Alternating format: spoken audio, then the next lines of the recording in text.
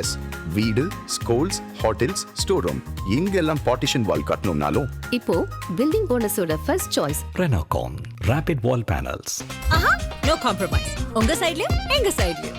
It's a GT promise. GT Holidays, South India's #1. ஆதன் நேயர்களுக்கு வணக்கம்.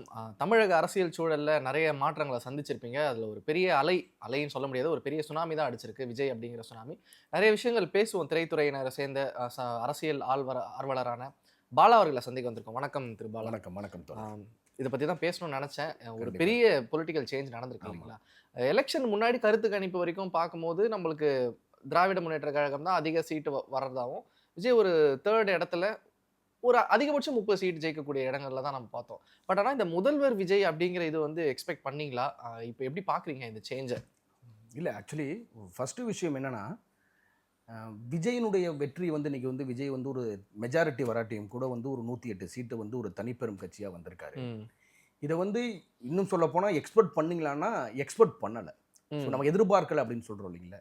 நம்ம எதிர்பார்க்கணுங்கிறத தாண்டி அது என்ன விஷயமா நடந்துருச்சுன்னா, இதை வந்து பிரதான கட்சிகளான திமுக, அதிமுகவே இதை வந்து எதிர்பார்க்கலங்கிறத தாண்டி அவங்க ரொம்ப விஜயை வந்து அண்டர் எஸ்டிமேட் பண்ணாங்க. ஸோ அவங்க என்னன்னா, விஜயை வந்து ஒரு பிளேயராகவே வந்து விஜய் அவர்கள் வந்து ஒரு பிளேயராகவே வந்து அவங்க உள்ளுக்குள்ளே வச்சுக்காம, இன்னும் சொல்ல போனால் உங்களுக்கு இந்த எலெக்ஷனில் வந்து பார்த்தீங்கன்னா தமிழ்நாடு ஃபுல்லாக வந்து முன்னாள் முதலமைச்சர் ஸ்டாலின் அவர்கள் பிரச்சாரத்துக்கு போகிறாங்க. முன்னாள் முதலமைச்சர் எடப்பாடி பழனிசாமி பார்த்தீங்கன்னா எலெக்ஷன் டேட் அனௌன்ஸ் பண்ணுறதுக்கு முன்னாடியே 140 தொகுதிகளில் பிரச்சாரத்தை முடிச்சிட்டாங்க. இப்போ உதயநிதி ஸ்டாலின் என்ன பண்ணுறாருன்னா, தமிழ்நாடு முழுக்க கிட்ட ஒரு 150 160 தொகுதிகளில் வந்து அவரும் கவர் பண்ணி பிரச்சாரத்தை முடிக்கிறார். இப்படி தமிழ்நாடு முழுக்க பெரும்பகுதியில் தொகுதிகளில் வந்து இவங்க பிரச்சாரத்தை பண்ணுறாங்க. ஆனால் விஜய் வந்து அந்த அளவுக்கு வந்து விஜய் அவர்கள் வந்து தமிழ்நாடு முழுக்க ஒரு டீப்பாக வந்து ஒரு பிரச்சாரம் போகலை. இன்னும் உங்களுக்கு தெரியும், கரூர் இஷ்யூக்கு முன்னாடி வரைக்கும் ரொம்ப ஆக்டிவாக அவங்க பிரச்சாரம் பண்ணிட்டு இருந்தாங்க. கரூர் இஷ்யூக்கு அப்புறம் அவங்க பெருசாக வந்து பிரச்சாரத்துக்கு போகாம, அதனால இவங்க என்ன நினைச்சிட்டாங்கன்னா, விஜய் வந்து பிளேயரே இல்லை. விஜய் வந்து பிளேயரே இல்லை. ஸோ நம்ம தொகுதியாக போயிட்டு இருக்கோம். நம்ம இப்போ உதாரணத்துக்கு இப்போ எல்லாமே கூட்டணிகள். இப்போ வந்து நீங்கள் திமுகன்னு எடுத்துக்கிட்டிங்கன்னா திருமாவளவன் அவர்கள் இருக்காங்க, வைகோ இருக்காரு, இப்படி ஒரு பெரிய கூட்டணி. அந்த கூட்டணியுடைய லீடர்ஸும் வந்து பிரச்சாரத்துக்கு போயிட்டு இருக்காங்க. இங்கே பார்த்தீங்கன்னா விஜய் அப்படிங்கிற ஒரு சோலோ ஃபேக்டர் மட்டும் தான் போயிட்டு இருக்காங்க. ஸோ இதனால இவங்க எல்லாருமே என்ன நினைச்சிட்டாங்கன்னா, விஜய் வந்து ஒரு பிளேயர் இல்லை, அதனால அவருக்கு வந்து ஒன்றுமே நடக்காது அப்படிங்கிற இம்பாக்ட் வந்து கிரியேட் ஆகாதுன்னு அவங்க நினச்சிக்கிட்டு, அதனால யாருமே வந்து இன்னைக்கு சொல்றது என்னன்னா, நாங்கள் இதை எதிர்பார்க்கல அப்படின்னாங்க. ஆனால் கிரவுண்டில் வந்து இது வந்து வேற மாதிரி ப்ரொஜெக்ட் ஆயிருக்கு. நான் ஒரு எக்ஸாம்பிளாக நான் எப்போ ஃபீல் பண்ணேன் அப்படின்னு பார்த்தீங்கன்னா, நமக்கு தெரியும் விஜய் அப்படிங்கிறது வந்து ஒரு பெரிய இம்பாக்டை கிரியேட் பண்ண போகுது. ஒரு சோசியல் மீடியாவுடைய ஒரு ஆக்குபேஷன் வந்து ரொம்ப பெரிய ரோல் பிளே பண்ணுதுன்னு தெரிஞ்சுக்கிச்சோம். ஆனால் நம்ம அந்த எலெக்ஷன் போலிங் நடந்துச்சு இல்லைங்களா, போலிங் அன்னைக்கு இந்த சினாரியோ வேறையா இருந்துச்சு. நான் என் கண் கூட பார்த்தது என்னன்னா, நான் வந்து என்னுடைய சொந்த மாவட்டம் வந்து திமுகவுடைய கோட்டை. அது வந்து கம்யூனிஸ்ட், உங்களுக்கு தெரிஞ்சிருக்கும், திருவாரூர். ஆனால் தேர்தல் அன்னைக்கு எனக்கு எப்படி ஒரு விஷயம் தோணுச்சுன்னா, வழக்கமாக அந்த ஊரில் என்ன நடக்கும்னு பார்த்தீங்கன்னா, இப்போ திருவிழா, பெரிய திருவிழா, அதுக்கு தான் என்ன பண்ணுவாங்கன்னா, குடும்பமாக பைக் எடுத்துக்கிட்டு, கார் எடுத்துக்கிட்டு, வண்டி கட்டிக்கிட்டு இப்படி போவாங்க.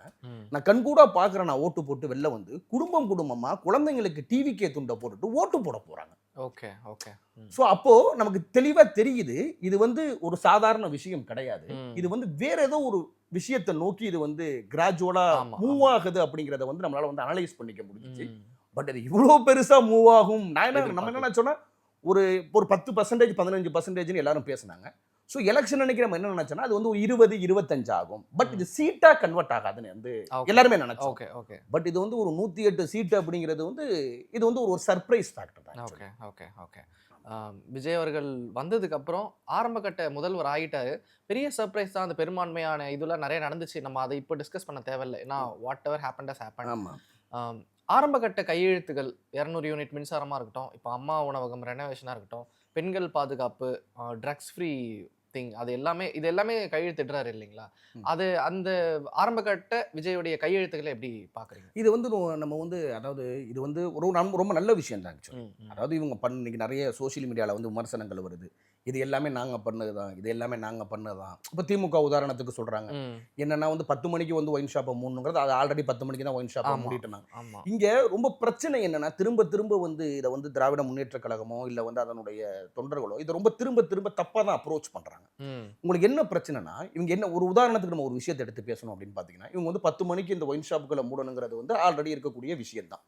21 வயசுக்குள்ள இருக்கிறவங்க மேலே இருக்கிறவங்களுக்கு தான் வந்து லிக்கர் தரணுங்கிறது வந்து சட்டம். இது 24 வயசு கேரளால இருக்கு, இன்னும் நம்ம நார்த்லலாம் போனால் 25 வயசுலாம் இருக்கு. இது வந்து காலம் காலமாக இருக்கு. இப்போ இந்த கவர்மெண்ட் ஃபார்ம் ஆனதுக்கு அப்புறம் இதை எல்லாத்தையும் ஸ்ட்ரிக்ட் பண்றாங்க. அவ்வளோ உங்களுக்கு புரியுதுங்களா? இதை எல்லாத்தையும் ஸ்ட்ரிக்ட் பண்றாங்க. இன்னும் நீங்க 10 மணிக்கு ஒயின் ஷாப்பை மூடுங்கன்னு சொல்லி அவங்க ஒன்றும் கவர்மெண்ட் வந்து ஜிஓ பாஸ் பண்ணல. அது வாய்மொழி உத்தரவா போடுறாங்க. ஆனா இந்த பத்திரிகைகள் மீடியாஸ், மெயின் ஸ்ட்ரீம் மீடியாஸ் என்ன பண்றாங்கன்னா அவங்களுக்கு பிரேக்கிங் தேவை, அவங்களுக்கு வந்து ஒரு ஏதோ ஒரு ஸ்லாஷ் பண்ணிக்கிட்டே இருக்கணுங்கிறதுக்காக உடனே பிரேக்கிங், விஜய் அதிரடி உத்தரவுன்னு அதெல்லாம் கிடையாது. ஸோ இது வந்து மீடியா பண்ற ப்ரொபகண்டாவை இன்னைக்கு அப்போசிஷன் பார்ட்டி என்ன பண்றாங்க, ஏதோ விஜய் வந்து ஏதோ கோமாளித்தனமா பண்றாருங்கிற மாதிரி ஒரு ப்ரொஜெக்ஷன் அவங்க திருப்பி கொண்டு போறாங்க இல்லைங்களா? அது ஆக்சுவலி ரொம்ப தப்பான விஷயம் தான். இப்போ வந்து இந்த ட்ரக்ஸ் ஃப்ரீக்கு வந்து ஒரு விஷயம் பண்ணாரு. இவங்க என்ன சொல்றாங்கன்னா, ஆல்ரெடி நாங்கள் பிங்க் போலீஸ்னு வச்சிருந்தோம், அதை தான் இவர் வந்து திருப்பி ஸ்டிக்கர் ஓட்டுறாரு. ஒன்னே ஒன்று ஸ்டிக்கர் ஓட்டுறாரோ என்ன பண்றாரோ அவர் வந்து, அதாவது அவர் வந்து இன்னும் சொல்ல போனால் வந்து உங்களுக்கு 2000 உங்களுக்கு ஞாபகம் இருக்குன்னு நினைக்கிறேன், 2011 2016 நினைக்கிறேன், ஜெயலலிதா அவங்க ஆட்சிக்கு வந்ததுக்கப்புறம் அண்ணா லைப்ரரியை வந்து ஆஸ்பத்திரியா மாற்ற போறோம். உங்களுக்கு ஞாபகம் இருக்கும்னு நினைக்கிறேன். கலைஞர் கட்டின ஓமந்தூரார் சட்டமன்றத்துக்கு போகவே மாட்டேன்னு சொன்னாங்க. அந்த மாதிரிலாம் அவர் எதுவும் பண்ணலையே. இன்னொன்னு அவர் சட்டமன்றத்திலையும் பேசுறாரு, அவருக்கு ஈகோவே இல்லை. ஈகோ இல்லை ஆக்சுவலா அவருக்கு வந்து ஒரு துளி ஈகோ கூட கிடையாது. அவர் சட்டமன்றத்திலே இதை பதிவு செய்யறாரு. என்னன்னா முந்தைய அரசுகள் வந்து என்னென்ன மக்கள் நல திட்டங்களை தொடர்ந்தாங்களோ அது தொடரும் சொல்றாரு. அப்போ நீங்க அவரை பாராட்டணும். அதாவது என்ன பண்ணணும்னா நீங்க வந்து அவரை பாராட்டணும். நீங்க அதை விட்டுட்டு திரும்ப திரும்ப நாங்க பண்ணதே பண்றாரு அப்படின்னா நீங்க நல்லது பண்ணிருக்கீங்க, அதுக்கு நீங்க சந்தோஷம் தானே பண்ணணும். நீங்க அவரை எப்படி நீங்க டிஃபெண்ட் பண்ணணும்னா நாங்க பண்ணதை வந்து மக்கள்கிட்ட நீங்க டிஃபெண்ட் பண்ணுங்க. நீங்க பாருங்க, திரும்ப நீங்க நாங்க வேணான்னு நிராகரிச்சீங்க, ஆனா நாங்க செஞ்ச திட்டங்கள் இவ்வளவு இருக்கு, அந்த திட்டங்களை வந்து விஜயால அவர்களால் நிராகரிக்க முடியல அப்படின்னு சொல்லிட்டு நீங்க அடுத்த எலெக்ஷனுக்கான கேம்பெயினான தான் இதை கொண்டு போகணுமே தவிர நீங்க திரும்ப திரும்ப விஜயை வந்து திரும்பவும் தற்கூறீங்க அணில்கள் இந்த ஜோன் இருக்கு இல்லைங்களா, இதை திரும்ப திரும்ப இவங்களுக்கு வந்து மக்கள் மேல வெறுப்பு தான் உண்டாக்கும். இன்னும் ரொம்ப எக்ஸ்ட்ரானரியா தான் பண்ணிட்டு இருக்காரு. ஏன்னா எனக்கு தெரிஞ்ச ஒரு 10 நாள் கூட ஆகல, 10 நாள் கூட ஆகல, ரொம்ப எக்ஸ்ட்ரானரியா ஆக்சுவலி வந்து பண்ணிட்டு இருக்காரு. ஓகே, வழக்கமாக ஒரு அரசுக்கு 6 மாதம் ஹனிமூன் பீரியட்னு சொல்லுவாங்க. என்ன கேட்டால் விஜய் அவர்களுக்கு 1 வருஷமே தரலாம். ஏன்னா ரொம்ப புதுசு பாலிடிக்ஸ்க்கு. நீங்கள் சொன்ன மாதிரி 2 வருஷம் கட்சி ஆரம்பிச்சு ஆட்சிக்கு வர்றதெல்லாம் திடீர்னு நம்ம ஒரு சீட்டை கொண்டு போய் கொடுக்கும்போது திண்டாடிடுவாங்க. தமிழ்நாடு என்ன, நம்ம சென்னை லெவலில் இருக்கிறோம், பிஎன்சினா என்ன, இவ்வளோ கிராமங்கள் இருக்கு, அந்த கிராமத்தை புரிஞ்சுக்கணுங்கிறதுக்கு ஒரு வருஷம் டைம் எடுக்கும். ஆனா இப்போ நீங்க சொல்ற மாதிரி எதிர்கட்சிகள் விஜய்க்கு அந்த ஹனிமூன் பீரியடே கொடுக்க மாட்டாங்களோ? ஏன்னா இதுக்கு முன்னாடி இந்த அரசுக்குலாம் 6 மாசம் யாருமே விமர்சிக்கவே மாட்டாங்க. எனக்கு நல்ல ஞாபகம் இருக்கு, போன ஆட்சியில வந்து ஸ்டாலின் அவர்கள் ஆட்சி பதவி ஏற்றதும் குஷ்பு அவர்கள்கிட்ட கேட்கும்போது ஐ ஒன்ட் கிரிட்டிசைஸ் 6 மாசம் ஹனிமூன் பீரியட் முடிட்டோம் அப்படின்ட்டு அந்த ஒரு சொன்னாங்க இல்லைங்களா? பாஜகல இருந்தே சொல்லும் போது இதை வந்து இவங்க பண்ணாம இருக்காங்களோ? இது சிம்பிள் தான் பிரதர். என்னன்னா இதே தாவேக்காங்கிற ஒரு கட்சியோ விஜய் அப்படிங்கிற ஒருத்தரோ சிஎம் ஆகாட்டி ஒரு எடப்பாடி பழனிசாமி அவர்களே திருப்பி சிஎம் ஆயிருந்தாங்கன்னா இவங்களுக்கு அது பிரச்சனையே கிடையாது. அது திமுகவுக்கும் பிரச்சனை கிடையாது. இவங்களால இன்னைக்கு வந்து ஏத்துக்க முடியாத விஷயம் என்னன்னா தன்னுடைய ஆட்சி போயிடுச்சு, இல்ல திமுக ஆட்சி இழந்துடுச்சு அப்படிங்கிறது வந்து திமுகவுக்கு இன்னைக்கு பிரச்சனையா இல்லை. இதுதான் பிரச்சனையா அவங்க கிட்ட. அவங்களுக்கு பிரச்சனை வந்து விஜய் சிஎம் ஆயிட்டு. உங்களுக்கு புரியுதுங்களா? அவங்க என்ன நினைக்கிறாங்கன்னா நம்ம ஒரு 60-65 வருஷம், அதாவது 49 ஆரம்பிச்ச கட்சி, நம்ம 67 ஆட்சியை பிடிக்கிறதுக்கு நம்ம ஒரு 18 வருஷம் தேவைப்பட்டுச்சு இல்லைங்களா? அதுக்கப்புறம் எம்ஜிஆர் வந்தோன்னு ஆட்சியை பிடிச்சாலும் எம்ஜிஆர் அதுக்கு முன்னாடி ஒரு 15 வருஷங்கள் திராவிட முன்னேற்ற கழகத்தில் இருந்தார். ஸோ இப்படி ஒரு இது ஜியாகிரபிக்கல் இருந்துச்சு, இப்படி ஒரு விஷயங்கள் இருந்துச்சு. இவர் திடீர்னு வந்தார், 2 வருஷத்துல ஆட்சியை பிடிச்சிட்டாருங்கிறத உள்ளபடியே இவங்களால ஏத்துக்க முடியல. ஸோ அதான் சொல்லுவாங்க, பாலிடிக்ஸ்ல சொல்லுவாங்க, even the 1 hour also is costliest time for politics அப்படின்னு. ஸோ இங்கே நம்ம பார்க்குறோம் இல்லைங்களா ஒரு விஷயங்கள் இன்னைக்கு, அதாவது நீங்கள் ரொம்ப தெளிவாக உங்களுக்கு தெரிஞ்சிருக்கும். அதாவது வந்து கவர்னர் வந்து இவங்க வந்து தனிப்பெரும் கட்சியாக அவங்க வந்ததுக்கப்புறம் இவங்க ஆட்சி அமைக்கிறதுக்கு உரிமை கோருறப்போ ஒரு பெரிய டிலேவை வந்து கவர்னர் அல்லேக்கர் அவர்கள் வந்து கிரியேட் பண்ணுறாங்க. அப்போ கிரியேட் பண்ணுறப்போ இடதுசாரிகள் பேசுகிறாங்க, வாய்ஸ் அவுட் பண்ணுறாங்க, திருமாவளவன் அவர்கள் வாய்ஸ் அவுட் பண்ணுறாரு, எல்லாருமே வாய்ஸ் அவுட் பண்ணிக்கிட்டே இருக்காங்க. நீங்கள் ரொம்ப க்ளோஸாக அதை திருப்பி எடுத்து பாருங்கள். 2 பிரதான கட்சிகளான திமுகவும் அதிமுகவும் ஸ்டார்டிங்கில் பேசவே இல்லை. அப்போ எங்க காங்கிரஸ் உடைய ஆதரவு வந்ததுக்கு அப்புறமும் விடுதலை சிறுத்தைகளும் 2 கம்யூனிஸ்டுகளும் தன்னுடைய ஆதரவு கடிதத்தை கொடுத்துட்டு விஜய் 6 மணிக்கு என்னமோ வந்து கவர்னரை பார்க்கறதுக்கு கிளம்புறாரு. 5 மணிக்கு தான் முன்னாள் முதல்வர் ஸ்டாலின் அவர்கள்ட்ட இருந்து அறிக்கை வருது. அப்போ என்ன அரசியல் நீங்க பண்றீங்க? ஸோ இப்படி அவங்க கூட இன்னும் நிறைய விஷயங்கள் நம்ம கேள்விப்படுறோம். திமுக அதிமுக கூட்டணி அப்படிங்கிறவங்க நம்ம கேள்விப்படுறோம். ஸோ இவ்வளோ மூவ்ஸ், இவ்வளோ பொலிட்டிக்கல் டெவலப்மெண்ட் இருக்கிறப்போ நம்ம திமுகட்டையோ அதிமுகட்டையோ எதிர்பார்க்க முடியாது. அவங்க வந்து விஜய் விமர்சிக்காம இருப்பாங்கன்னோ, இல்லை அவருக்கான அந்த 6 மாதம் ஹனிமூன் பீரியட் டைம் கொடுப்பாங்கன்னோ, இன்னும் ரொம்ப ஓப்பனாக நம்ம உடச்சி பேசணும்னு வச்சுங்களேன். இன்னைக்கு ஃப்ளோர் டெஸ்ட் முடிஞ்சிருச்சு, இன்னும் 6 மாதத்துக்கு ஃப்ளோர் டெஸ்ட் பண்ண முடியாது. அப்போ இந்த 6 மாதமும் இன்னொரு ஃப்ளோர் டெஸ்ட் நடக்கணும் அடுத்த 6வது மாதம் அப்படிங்கிற ஒரு நிலை இருக்குல்ல, அந்த நிலையை கிரியேட் பண்றதுக்கான வேலைகளையும் அந்த நிர்பந்தத்தையும் தான் அவங்க வந்து இந்த 6 மாசத்துல விஜய்க்கு கொடுப்பாங்களே தவிர மற்றபடி வந்து இந்த பீஸ்ஃபுல்லா அவரை வந்து கவர்மெண்ட் ரூல் பண்ண கூட அது கண்டிப்பா கிடையாது. அது அவருக்கும் தெரியும். எக்ஸாக்ட்லி வந்து அது வந்து அவருக்கும் தெரியும். ஸோ இதை இவங்க திரும்ப திரும்ப திரும்ப பண்ணிட்டு தான் இருப்பாங்க. பட் ஐ ஹோப், எனக்கு ஒரு நம்பிக்கை இருக்கு, அதை கிராஸ் பண்ணி வந்துருவாரு. ஏன்னா எனக்கு தெரிஞ்சு வந்து இப்போ நிறைய விஷயங்கள் நம்ம கேள்விப்படுறோம். ரொம்ப மெச்சூர்டாக வந்து பொலிட்டிக்கல் அப்ரோச் பண்ணுறாரு. பியூரோக்ரஸியை வந்து அவர் வந்து ரொம்ப தெளிவாக புரிஞ்சுக்கிறாரு. அவங்ககிட்ட கேட்டு தெரிஞ்சுக்கிறாரு என்னென்ன துறைகள் இருக்குது, என்னென்ன டெவலப்மெண்ட்ஸ் இருக்குது அப்படிங்கிறத வந்து அவர் கேட்டு தெரிஞ்சுக்கிறாரு. ஸோ அதுக்கான டைம் எனக்கு தெரிஞ்சு இவங்க ஒரு கணக்கு வச்சிருக்காங்க இல்லைங்களா, 6 மாசத்துக்குள்ள வந்து விஜயை எக்ஸ்போஸ் பண்ணணும்னு. எனக்கு தெரிஞ்சு இந்த 6 மாசத்துல வந்து அவர் இன்னும் பயங்கரமான விஷயங்கள் பண்ணுவாரு. ஏன்னா 6 மாசம் நீங்க அந்த கவர்மெண்ட் ஒண்ணுமே பண்ண முடியாது. அப்ப அவருடைய அப்பர் ஹேண்ட் தான் இருக்கும். ஸோ எனக்கும் இன்னும் இன்ட்ரெஸ்டிங்கான விஷயங்கள் பண்ணுவாரு அப்படிங்கிறது தான் அந்த டைம் அவங்க தரமாட்டாங்க. அவ்வளவுதான். ஓகே, வெயிட் பண்ணி பார்ப்போம் விஜய் அவர்கள் இடம் கொடுக்குறாரா இல்லையான்ட்டு. மினிஸ்ட்ரி ஒதுக்கி இருக்கிறாங்க, அதுல நிறைய பேசுவோம். அதுல முக்கியமான விஷயங்கள் என்னன்னா, ராஜ்மோகன் அவர்களுக்கு கிட்டத்தட்ட ஒரு 8 துறைகள் கொடுத்துருக்காங்க. பள்ளி கல்வித்துறையில இருந்து அதுல இருந்து போகுது. சினிமா துறை அவருக்கு அவருடைய பொறுப்புல இருக்கு. சினிமா நம்மளுக்கு தெரியும், என்டர்டைன்மெண்ட் இண்டஸ்ட்ரியில இருக்கிற எல்லா ஓட்டுமே தாவேக்காவுக்கு தான் போச்சு. ஏன்னா ஈஸிலி ஆக்சசபிள். விஜய் அவர்கள் முதல்வர் ஆயிட்டா நான் ஈஸியா ஆக்சஸ் பண்ணி என் குறைகளை சொல்ல முடியும்ட்டு. இப்போ அதுல இருக்கிற ஒரு மினிஸ்ட்ரியை வந்து இவருக்கு கொடுக்கும்போது நிறைய பேர் என்ன நினைச்சாங்க, அந்த மினிஸ்ட்ரி பொறுப்பு விஜய் அவர்கள் ஏத்துப்பாரு, நம்ம டேரக்டா எதுவாக இருந்தாலும் பேசலாம்னு நினைச்சாங்க. ஆனா ராஜ்மோகன் கொடுக்கும்போது இன்னைக்கு சினிமா துறை என்ன கேள்வி கேட்க ஆரம்பிக்குதுன்னா, துறையினர் என்ன கேள்வி கேட்க ஆரம்பிக்கிறாங்கன்னா, அவருக்கு சினிமா பத்தி என்ன தெரியும், அவர் சினிமால என்ன பண்ணாரு, நாங்க எங்களுடைய கஷ்டங்களை எப்படி அவரால் புரிஞ்சுக்க முடியும்னு கேட்கறாங்க. நீங்க எப்படி பாக்குறீங்க ஒரு பிரச்சனை என்னன்னா, இது வந்து அதாவது எப்படி அரண்டவன் கண்ணுக்கு இருண்டதெல்லாம் பேயும்பாங்க. இதே விஷயம் போன பீரியட்ல மூப்பிய சாமிநாதன் இருந்தாரு. மூப்பிய சாமிநாதன் என்ன சினிமால 10 படம் எடுத்தவரா, 10 படம் ப்ரொடியூஸ் பண்ணவரா? அப்பயே உங்களுக்கு அந்த கேள்வி வரல? அப்ப நீங்க கேட்க வேண்டியதான, மூப்பிய சாமிநாதன் இதுக்கு என்ன சம்பந்தம்? ஏன் துணை முதலமைச்சர் இன்னைக்கு எதிர்க்கட்சி தலைவர் உதயநிதி அவர்கள் வந்து படங்கள் நடிச்சிருக்காங்க, அவங்க ரெட் ஜெயண்ட் வச்சு படங்கள் பண்ணாங்க, அந்த துறையை உதயநிதி அவர்களே வச்சுக்க வேண்டியதான் நீங்க கேட்க வேண்டியதானே? அதாவது இவங்களுக்கு நோக்கம் வந்து கேள்வி கேட்கணும், உண்மையா கேள்வி கேட்கணுங்கிறது கிடையாது. என்னன்னா ஏதாவது ஒரு கேள்வியை கேட்கணும், ஏதாவது ஒரு கொஷின் பண்ணணும். இன்னும் சொல்ல போனா நாட்டில் பல பிரச்சனைகள் இருக்குங்க.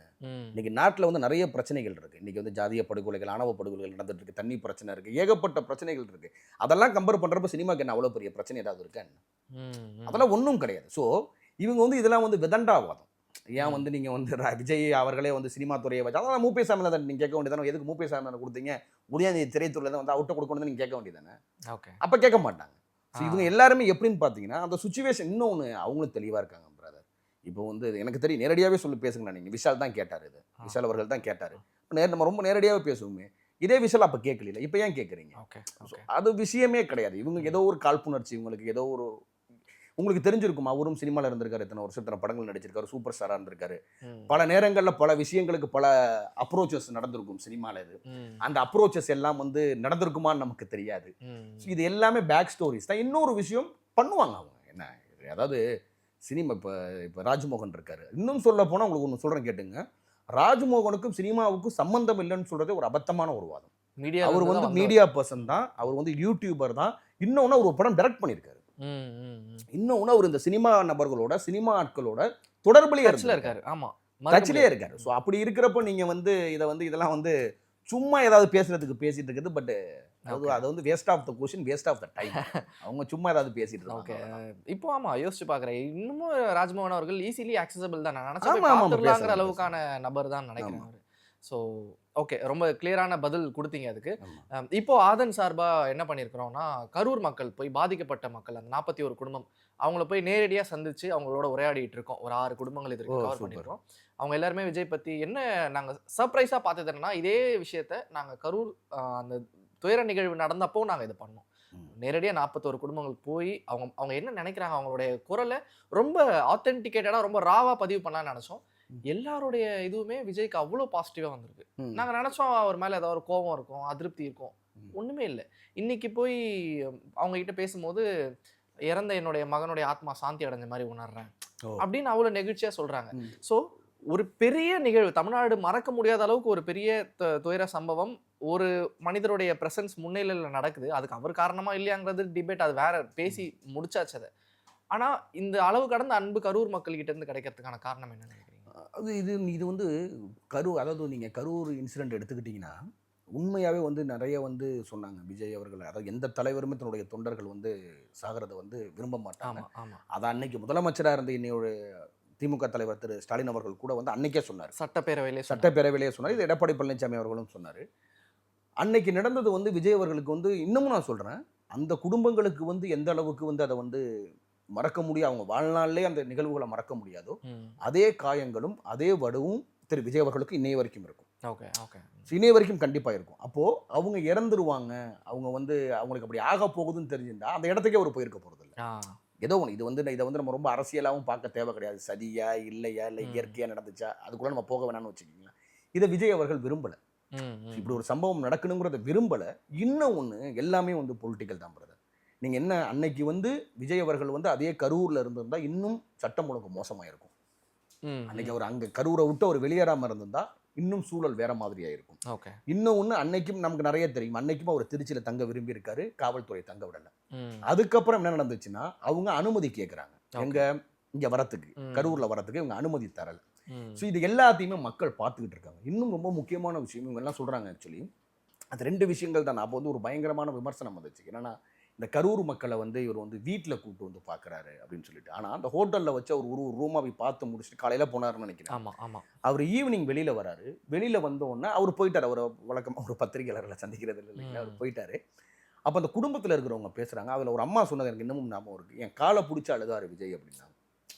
அதெல்லாம் வந்து சும்மா ஏதோ நடிக்கிற நாடகங்களோ, இல்லை சும்மா வந்து அப்படி நாடகமாக இருந்தாலோ, இல்லை அதை வந்து எக்ஸ்போஸ் பண்ணிக்கணும்னு நினச்சிருந்தாலோ, அதை வந்து அவரால் வந்து ஒரு பொது வெளியில் ஒரு மீடியாவை வச்சு பண்ணியிருக்க முடியும்.